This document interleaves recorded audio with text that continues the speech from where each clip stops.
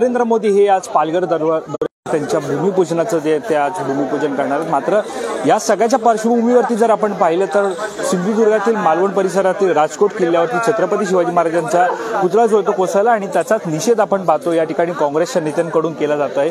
आपण जर पाहिलं तर खासदार वर्षा गायकवाड या हातामध्ये छत्रपती शिवरायांचा प्रतिमा जी आहे ती घेऊन बसलेले आपण पाहतो। त्यांचा पुतळा जो त्यांच्या हातात आहे, डोक्यावरती त्यांनी तो पुतळा घेतलेला आहे। निषेध जो तो या ठिकाणी व्यक्त केला जात आहे। दुसरीकडे जर आपण पाहिलं तर अनेक या सगळ्या जर तोंडावरती काळ्या फिती या सगळ्या काँग्रेसच्या नेत्यांनी या ठिकाणी लावलेलं आहे। खरं तर या सगळ्या नेत्यांनी आज आंदोलन करण्याचं ठरवलं होतं, या सगळ्यांचं आंदोलन करणार होते काळी फिती लावून। मात्र पंतप्रधान नरेंद्र मोदी यांच्या दौऱ्याच्या पार्श्वभूमीवरती हा जो त्यांचा आंदोलन आहे त्यांना पोलिसांनी जागोजागी ठिकाणी काढून काँग्रेसच्या नेत्यांना डिटेन केलं, काँग्रेसच्या नेत्यांना ताब्यात घेतलं। त्यामुळे आता ही संताप जो आहे तो आपल्याला या ठिकाणी पाहायला मिळतोय। या सगळ्याच्या पार्श्वभूमीवर आता आपण पाहतो या ठिकाणी आता या सगळ्याच्या पार्श्वभूमीवर आपण वर्षा गायकवाड यांच्याशी बातचीत करणार आहोत। वर्षाताई आपण पाहतो आम्ही सरकारला म्हणालो बिलकुल दडपशाही सोडा, हिताला हुकुमशाही आणि बाकी सगळे शब्द वापरा। जे पळून गेलेत मूर्तिकार त्यांना पकडत नाहीयेत, ज्यांना टेंडर ते मिळालं त्यांना पकडत नाहीयेत, ते फरार आहेत, बदलापूरचे फरार आहेत आणि आम्हाला सकाळी 7 वाजल्यापासून डिटेन करण्याचं काम चाललेलं आहे। हा आम्ही रोष दाखवत होतो महाराष्ट्रातल्या जनतेचा, हा सांगत होतो महाराष्ट्राशी अस्मितेशी खेळू नका, हे आम्ही सांगत होतो। आणि देशाच्या पंतप्रधानांनी 8 महिन्यापूर्वी उद्घाटन केले, ते नैतिक जबाबदारी घ्या आणि माफी मागा, हेच आमचं म्हणणं होतं। त्या ठिकाणी पंतप्रधान उद्घाटन करतात, आजही ते मुंबईमध्ये येऊन वाळवंट बंदराच्या भूमिपूजनाचं काम करतात, केवळ उद्घाटन होतं मात्र पुढची काही दखल घेतली जात नाही असं। बिलकुल, आता तुम्ही बघा अटल सेतू बघा, संसद बघा, रामलल्लाचं मंदिर बघा, आता आपण ज्या स्टॅच्यू बद्दल बोलतो तो स्टॅच्यू बघा, उज्जैनचं बघा, बिहारचे 9 ब्रिज, एअरपोर्ट बघा, एअरपोर्ट। अनेक शिवप्रेमींच्या भावना ज्या आहेत त्या दुखावलेल्या आहेत या घटनेमुळे आणि आता शिवप्रेमी ज्या आहेतच महाराष्ट्राच्या प्रत्येक नागरिकाच्या भावना दुखावल्या। छत्रपती शिवाजी महाराज आणि महाराष्ट्र वेगळा करताच येऊ शकत नाही। पण अचानकपणे जर आंदोलन करत असाल तर या काँग्रेसच्या सगळ्या नेत्यांना ताब्यात घेण्याचं नेमकं कारण नाही, अचानकपणे आम्ही सांगून आंदोलन केलं, पण पोलिसांनी का केलं आम्हाला माहित नाही। पोलीस घाबरलेत, म्हणजे तुम्ही विचार करा, माझ्या चप्पल नाही तरी मला पोलिसांनी घरातून बाहेर येऊ दिलं नाही, मला आमच्या घरातल्या नातेवाईकांनी येऊ दिलं नाही, काम करणाऱ्या लोकांना येऊ दिलं नाही। एवढं काय मी कुठे पसार होणार होते? मी अतिरेकी आहे, मी गुन्हेगार आहे की माझ्या घरामध्ये पण मानसिक मला भेटला सुद्धा येऊ शकत नाही? म्हणजे घरामधली लोक ही बरोबर गोष्ट नाही। आज दबाव यंत्र करण्याचं आणि सगळ्यांना पोलीस स्टेशन, दोन्ही आमदार या ठिकाणी दोघांना पोलीस स्टेशनला घेऊन गेले, हे काय परंपरा आहे नवीन? हे सगळ्या माझं तर म्हणणं आहे ना की आपण विचार केला पाहिजे लोकांच्या भावनाचा। आम्ही लोकांच्या भावना त्या ठिकाणी सांगण्याचं काम करत होतो। घ्या यांच्यावर FIR घ्या। आपण पाहतो या ठिकाणी आम्ही संपूर्ण राज्यातील नागरिकांचा विचार करतो आहे आणि इथे जर पाहिलं गेलं तर आपल्याला जर आपण पूर्ण संपूर्ण आपण जर पाहिलं या ठिकाणी आता या काँग्रेसचे नेते मंडळी जे त्या हातामध्ये जर आपण पाहिलं फलक घेतलेला आहे। वर्षा गायकवाड जर यांना पाहिलं तर बाजूला आपल्याला आपण पाहतोय अमित पटेल आपल्याला पाहायला मिळतात, त्यांच्या बाजूला अस्लम शेख पाहायला मिळत आहे। या मागचं कारण म्हणजे या सगळ्याच्या खरं तर महाराज आम्हाला माफ करा असे सुद्धा या काँग्रेसच्या नेत्यांनी हातामध्ये फलक घेतलेले आहेत आणि संपूर्ण ही घटना जी आहे ते या फलकांच्या माध्यमातून, पोस्टरच्या माध्यमातून हे या ठिकाणी दाखवत आहेत। आपण जर पाहायला गेलं तर या संपूर्ण मालवणच्या राजकोट किल्ल्यावरती जी घटना घडली होती त्या घटनेच्या पार्श्वभूमीवरतीच आता आपण पाहतोय की या सगळ्या काँग्रेसच्या नेते मंडळींनी ठिकठिकाणी आंदोलन केलं होतं। मात्र आज त्यांचं आंदोलन सुद्धा होणार होतं, मात्र पोलिसांकडून अनेक आमदारांना जे आहे ते सकाळपासूनच ताब्यात घेतलं जात आहे। आता जर आपण समोर पाहिलं तर खासदार वर्षा गायकवाड, मुख्य प्रवक्ते सचिन सावंत असतील, त्याच्यानंतर आपण पाहतोय आमदार अमित पटेल असतील, आमदार अस्लम शेख असतील, हे आपल्याला या ठिकाणी पाहायला मिळत आहे। त्यामुळे रोष हा सरकार विरोधात जो तो आपल्याला या ठिकाणी पाहायला मिळत आहे। सरकार विरोधातला रोष आपल्याला या ठिकाणी पाहायला मिळतोय।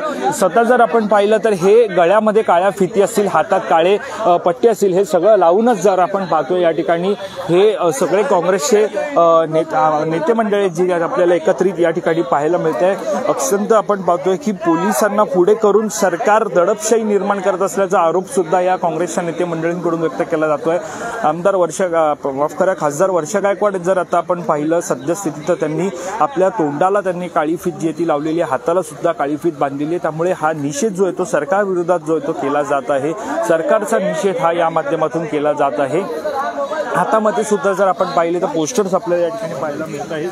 हातामधली जी ही सगळी संपूर्ण जर पोस्टर जर आपण एकंदरीत पाहिली तर महाराज आम्हाला माफ करा, या पुतळ्याखाली हे सगळे आंदोलक जे आहेत ते काँग्रेसचे नेते मंडळी हे या ठिकाणी जमलेले आहेत.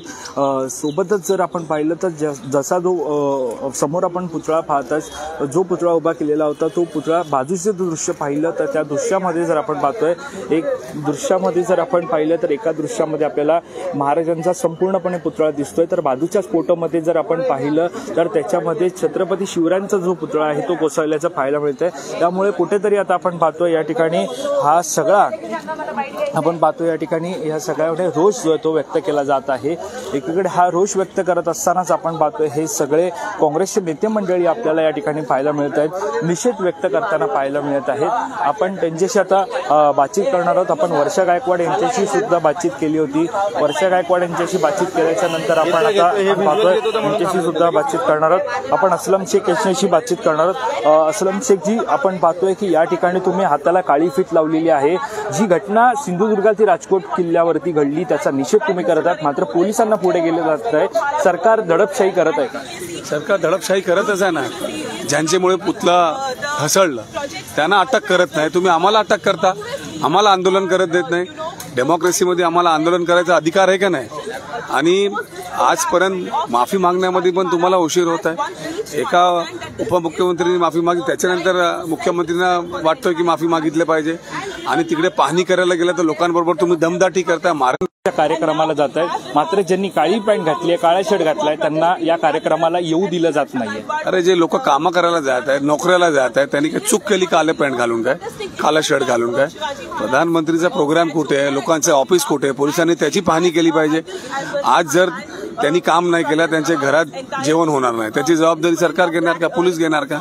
असलमजी, संपूर्ण मच्छीमारांचा हा सवाल आता उपस्थित झालेला आहे, कारण वाढवण बंदराला संपूर्ण मच्छीमार हा विरोध करत आहेत. जर पाहिलं गेलं तिकडे तर काळे फुगे लावून सुद्धा पोलिसांनी माफ करा या सगळ्या मच्छीमारांनी डहाणू परिसरामध्ये रॅली सुद्धा काढली होती. समुद्रामध्ये बोटिंगवरती काळी फुगे लावून रॅली काढली. त्यामुळे एकंदरीत हा निषेध पाहायला मिळतोय. मात्र तरीही सरकार, केंद्र सरकार हे वाढवण बंदर बनवण्यावरती ठाम आहे. कसं पाहतात?